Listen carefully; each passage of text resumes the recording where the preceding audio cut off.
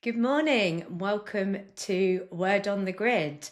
This morning I'm joined by Becca Saunders-Jones. Becca began her career in the Ministry of Defence before moving into the tech world and leadership roles. Welcome, Becca. Great, thank you so much. Before we move into your career and leadership, I'm going to start with one simple question.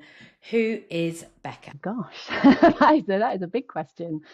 Well, right now, I would say that I am firstly a mum and a people first leader, really passionate about building people first cultures across lots of different businesses, public and private sector.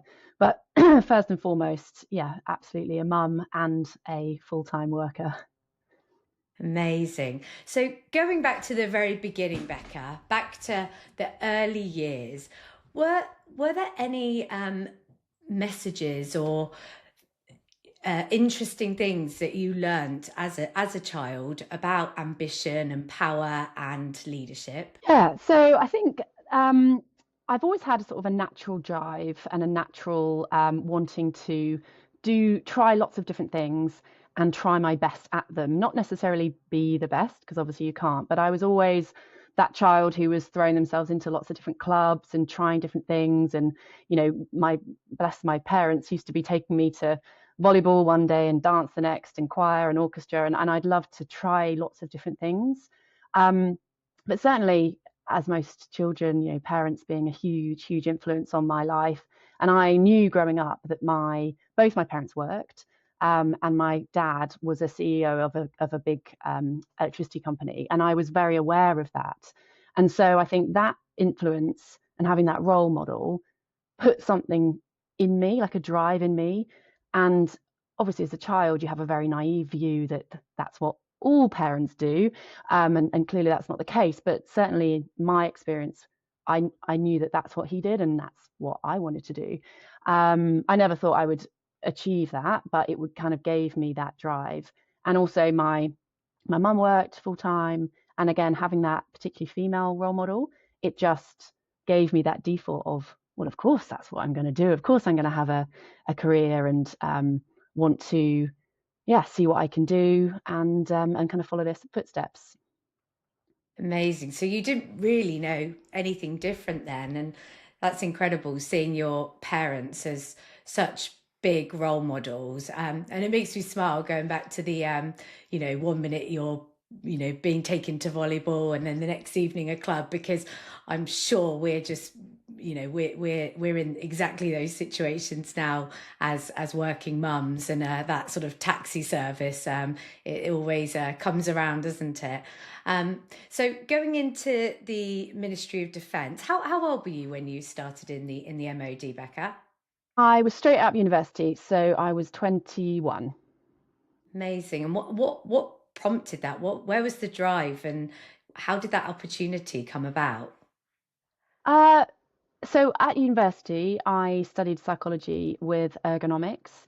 So it's ergonomics was quite a little known subject. It probably still is, but many people now might know it as user-centered design. So it's essentially designing things in the physical world that put humans at the center.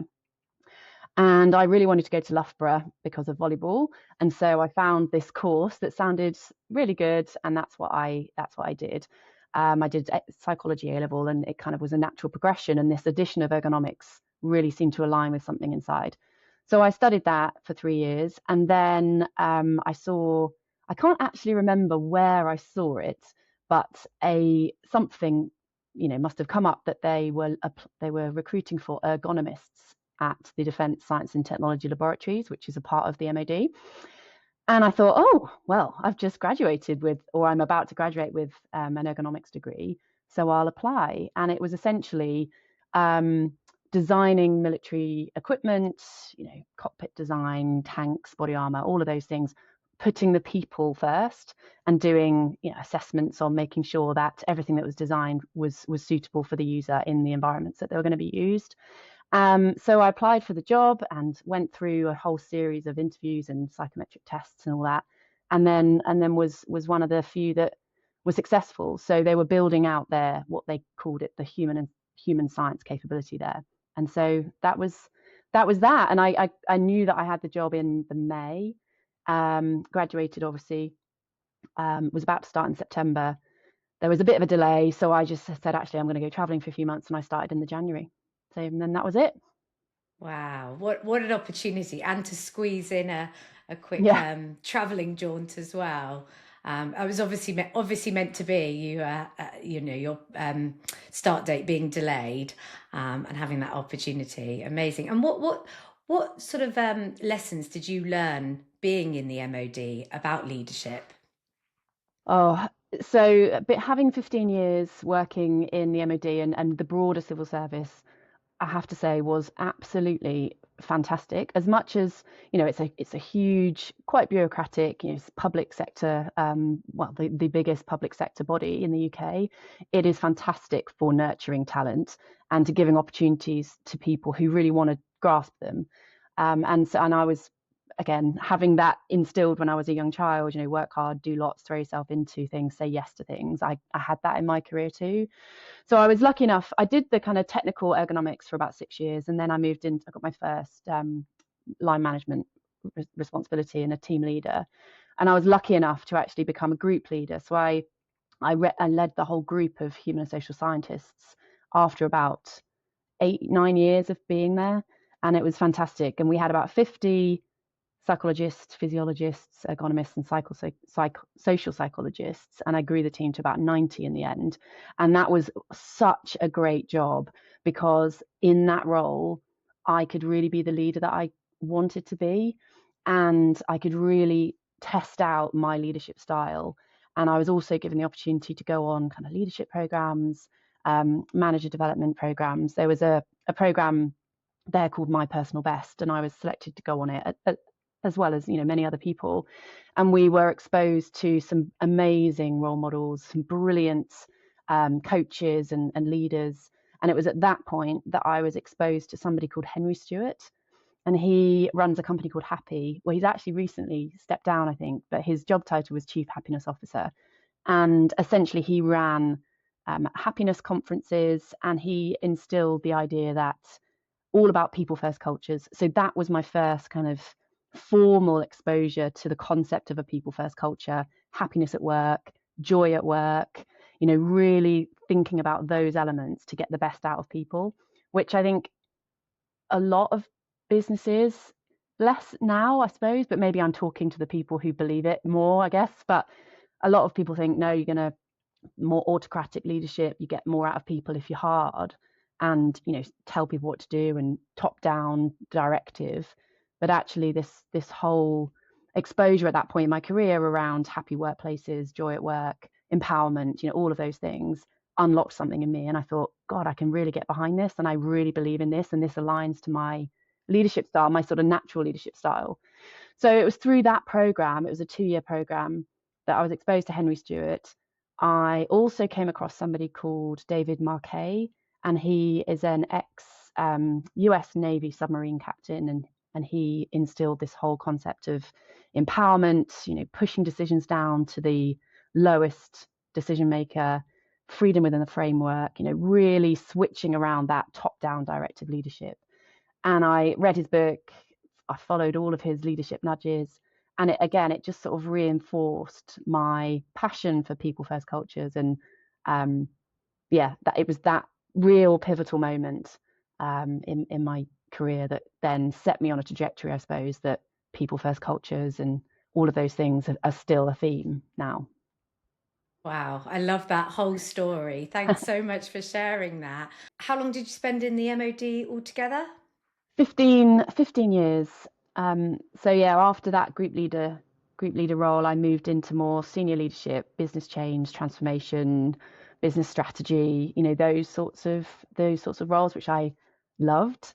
And I led a couple of big strategic organizational transformation programs.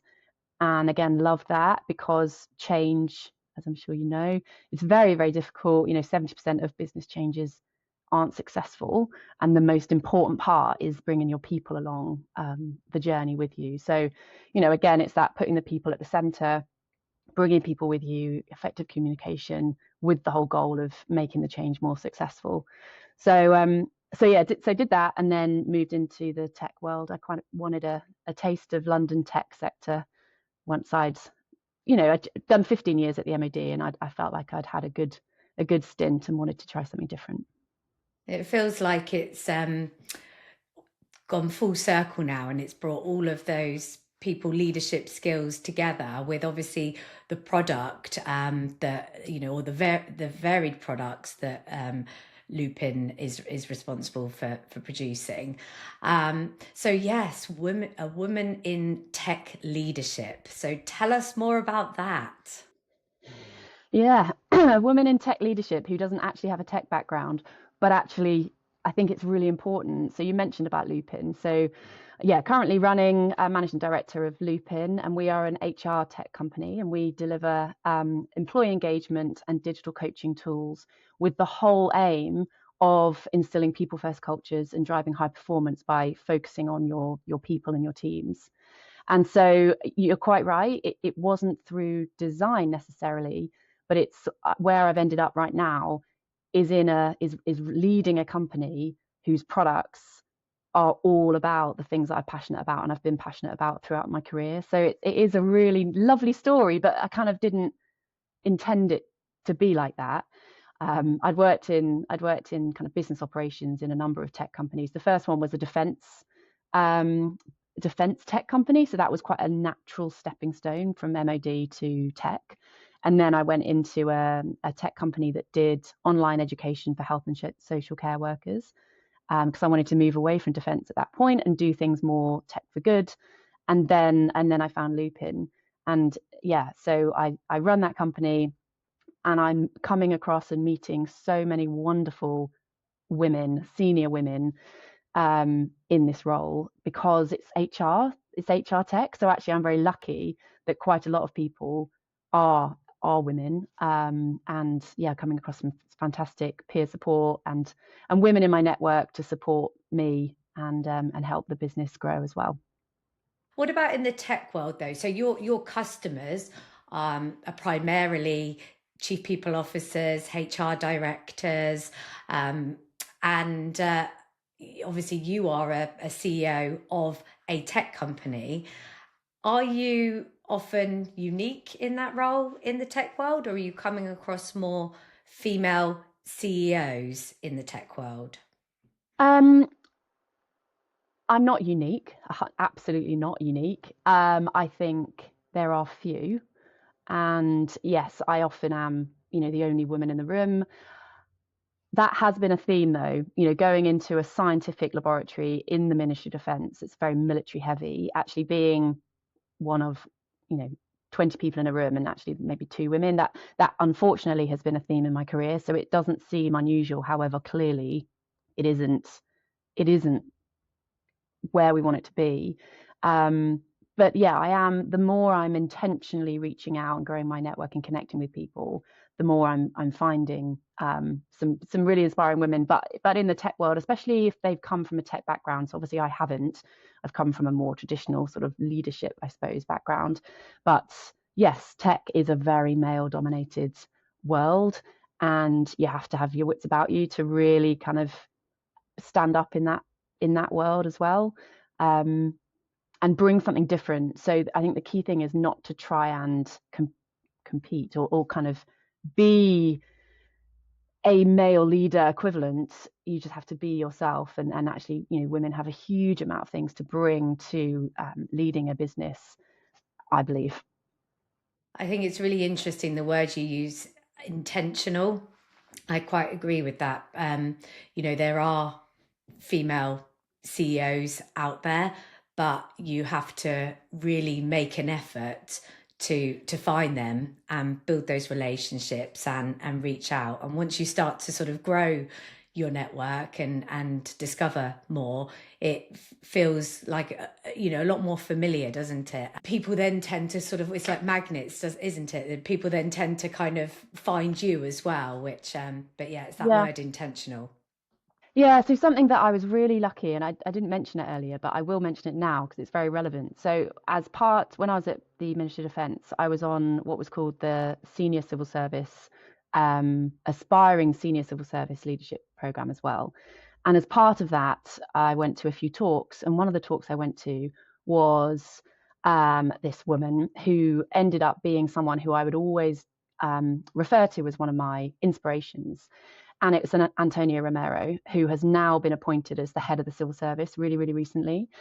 And when I met her, she was just this incredible mum, incredible, eloquent, passionate leader, woman traveling all over the world, doing these high powered jobs. I think she just finished her role in America at that point. And I just thought, oh my goodness, who is this? So capable, managing to juggle three children, a marriage, a job, really successful job. And I think what's really important is being exposed to people like that and seeing and having those role models in your life. And so that's something that I really want to do and be. And so I think as part of my roles in previous companies, not necessarily Loopin, because it's quite a small company at the moment, but when I've worked in large organizations, it's been really important for me to be on leadership panels, to do the talks, to mentor other people, women, other young women, to really show that you can, um, you know, have a career and have children and juggle. And yes, it's full on, but actually it's really can be really, really enjoyable and really, really rewarding. So I think it's like in all walks of life, if you can see you in someone else who's doing something that you might perhaps want to do, that's really, really important. And I was lucky enough to have that. So I want to give that to other people. Amazing. And is that something that you've already started in terms of putting yourself out there as a mentor and supporting the next generation of women? Yeah, absolutely. As I said, I don't necessarily do it now internally to Lupin, but in previous organizations, I've absolutely been as part of a mentor program. I've had mentees. I've spoken on, leadership panels around imposter syndrome and women in business and all these sorts of things. So I'm trying to put myself where people can see, and especially those younger generations. And it's things like doing this, doing podcasts, talking at events, and yeah, just keeping that conversation going, because you don't know who you might help at some point in the future. Absolutely. And that's exactly why Word on the Grid exists, because we want to showcase, powerful women like yourself who are mothers, who have, carved out a really successful leadership career and now running a tech business as CEO. Because, the stats are against female CEOs. And whilst it is moving in the right direction, it's still slow, and it's the top position in businesses is still so male dominated. So talking about leadership and obviously being so busy and having such a big important role outside of work as a mother and things like that, have you been under sort of pressure in over your career where perhaps your leadership style has changed, or your leadership style seems to be very calm and empathetic and really focusing on that human element of leadership, but what about any sort of points where the pressure has got too much? How do you make sure that you still remain leading how you want to lead? Very good question.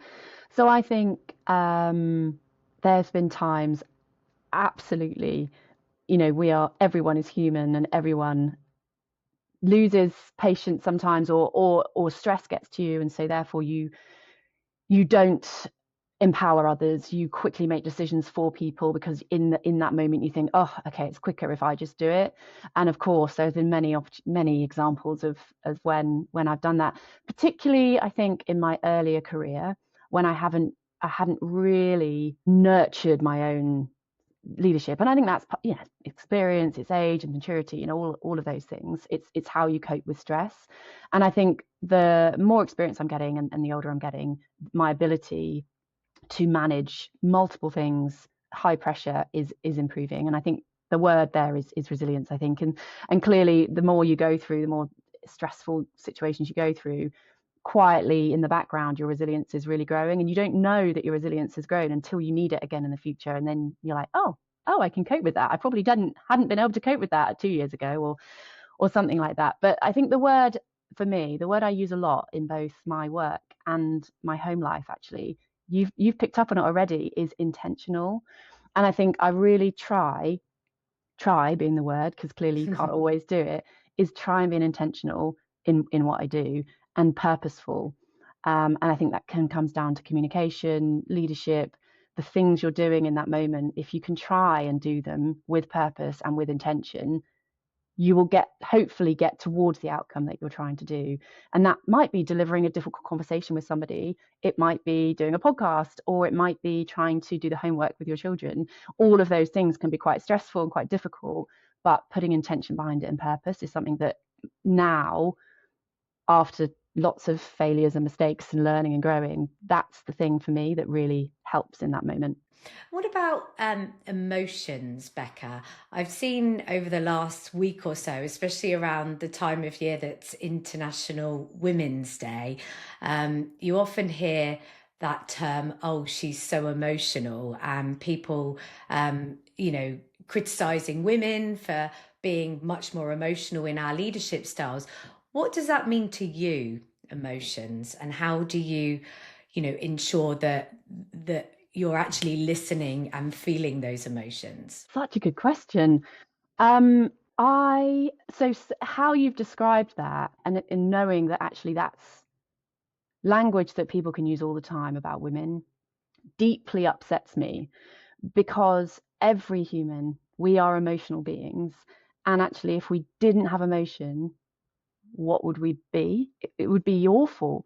And actually, emotions are at the heart of everything that we do, and how we are and how we show up in the world. And wishing people, or wishing a group of people to be less in touch with their emotions, I think is a very dangerous thing to wish for. And actually, having those emotions can mean that you have some wonderful interactions and connections, both professionally and outside of work as well. And I think bringing some level of emotion, now clearly there's a professionalism here generally anyway, but having emotion and showing emotion to bring the best out of yourself and the best out of your colleagues can only be a good thing, within the kind of boundaries of being professional, doing your job, coming across in the way you want to come across. But hearing the language of, oh, she's so emotional. I mean, well, yes, isn't that a good thing that people are in touch with their emotions? So yeah, I think it's a very, very difficult, as a woman, difficult subject to kind of hear people talking about, especially having children. I have a daughter and a son, and it's even more important that I reiterate that emotions are really good things, and feel the emotions to my son, and my daughter, but more my son, because actually you want a deep feeling connected human in this world, be that in work or be that outside of work. Wholeheartedly agree. And, with my 10-year-old boy, we're just going through the same thing. So, as a leader, I'm really keen to sort of find out a little bit from you about, have there been any, particular challenges over your leadership career, perhaps your teams, you know, working with their emotions, or maybe some conflict? Is there anything that stands out that really tested you as a leader? Mm.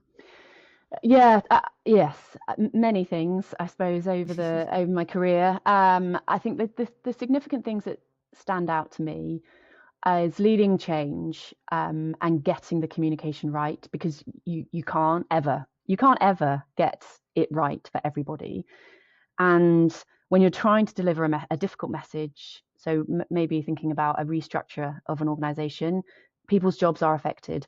They may not be lost. In this situation I'm thinking about, jobs weren't necessarily lost, but jobs were changed, and team structures were changed, and that impacts people. And some people, it really impacts them. And leading an organization through that, you can only do your best. and often your best isn't good enough in the eyes of other people. And so trying to, adapt to that, be resilient to that, but also support people through that and be empathetic in that moment, but still deliver the message and get the strategic imperative done.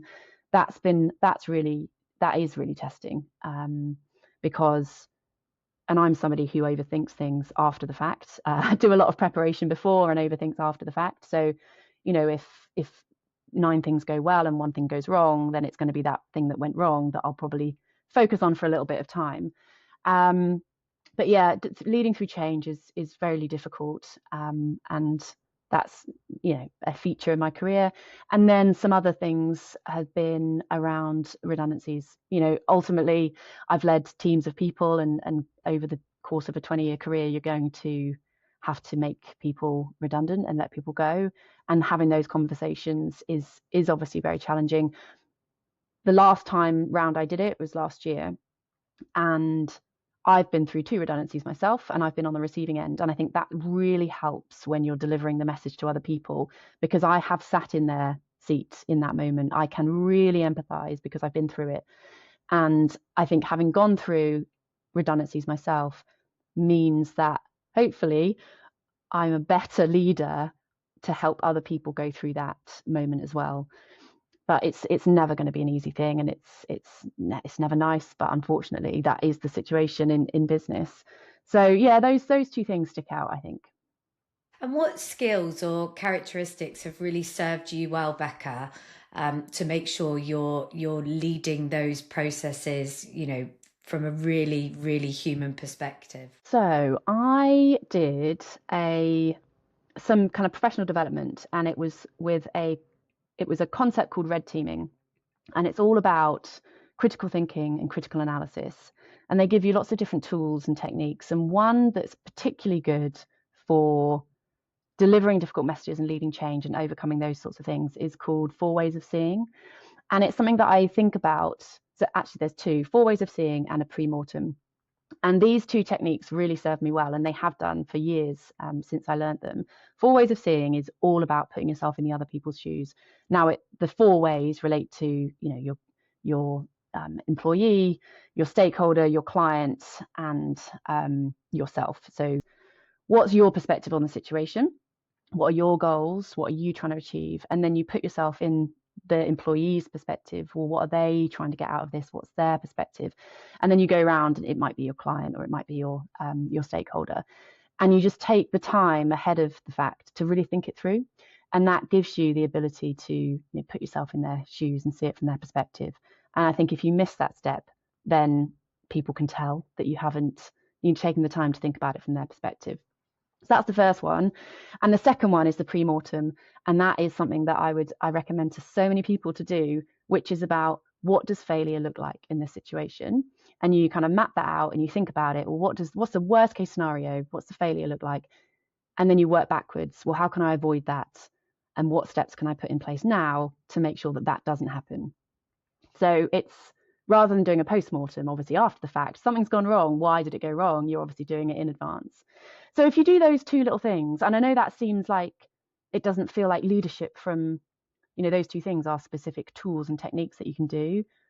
But if you do them, then in theory, you lead better. Wow, I'm so grateful for you sharing those. Learning something new on these is just a dream. Like, postmortems are obviously things that you've got to do. You've got to go back and look at what went wrong, why it went wrong, sort of get to the root cause analysis. But pre-mortem, it's something I've never come across before. So thanks so much. Going sort of forward, and thinking about our responsibility now as female leaders, I'm really keen to hear from you, especially as Loopin grows. What are you determined to do to make sure you have a balanced leadership team as you grow Loopin? Oh, that's a very good question. So yeah, so for this year, I'm really obviously hoping to kind of scale the team as Loopin grows. For me, I am very aware of my own strengths and weaknesses, particularly weaknesses. And I think the best way of building a balanced leadership team isn't getting more people like me. It's about creating a jigsaw of the right people with the skills and the strengths that I'm not good at. So I want people who are better than me at certain things. And then so together we're this amazing kind of jigsaw puzzle of leadership. And in a previous company, we created that. I was the chief operating officer at the time, but the CEO, he completely took that style of growing his team, and he knew that he was good at XYZ, but he knew he wasn't very good at certain things. He wanted to get the experts of those and create this amazing team. So there wasn't one leader who kind of felt like they were above everybody. It was absolutely, lots of different roles, people, all different experiences, male, female, lots of different backgrounds, but together we created this amazing kind of jigsaw of leaders. And that's certainly what I would want to do as I grow the organization. Amazing. So one question that I'd really like to find out, after you've so eloquently shared basically your whole life story, which is amazing, starting from your upbringing and seeing your parents as role models, and your dad was this, really successful CEO, right through your career in Ministry of Defence and then as a leader in the tech industry. If you got a chance to sit down with 15-year-old Becca tomorrow, what would you absolutely want her to know today? Gosh, I think I would say a few things. The first one is there's no rush. I think I was definitely guilty in my 20s of wanting to achieve quickly. And in doing that, you can miss things, and naturally your learning has to catch up, and you can't skip steps. So I think I definitely go back and just say there is no rush. You will achieve things, but there is no rush. You don't have to do everything all at once. I'd also say trust your instincts, because there's been times, especially when I worked in a white male dominated traditional, military organization, that I knew that talking about joy at work and happiness at work and talking and being empathetic and talking and bringing your kind of whole self to work, I knew fundamentally in my instincts that felt right, and that people come out of their shells or thrive, or I could see it. But I was in a setting that didn't really align with that to start with. It did catch up, and I've said about the brilliant experiences I've had. But certainly at the beginning, there was this kind of like, I feel it's the right thing to do, but I'm getting a lot of eye rolls and I'm not sure maybe I just need to stick to the status quo a bit. But I'm very, very, very glad that I didn't. And certainly now working in private sector with some brilliant organizations, it clearly is the way the world is moving. So I think I'd say there's no rush and trust your instincts. Love that. That whole authenticity piece, I really hear that. I think it's really common for younger women in their sort of early part of their career, in their 20s, coming, fresh out of sort of higher education or university, to try and emulate leaders around them. And certainly, and I think similar ages, Becca, that when we were in our 20s, it was often men, and perhaps, very different leadership styles to what our authentic leadership styles. So I absolutely love that. Well, it's been such a pleasure having you on here. I've enjoyed every second. And even though, we've had conversations before where I learned so much about you previously, today, learned even more. So I'm really, really grateful. Thanks for coming on Word on the Grid. And have a great rest of your day. Well, thank you. I've loved it. Thank you so much. I've absolutely loved this conversation. And our audience, if you've enjoyed it too, we've got many more inspirational leaders joining us on Word on the Grid. So please subscribe, and we'll see you next time.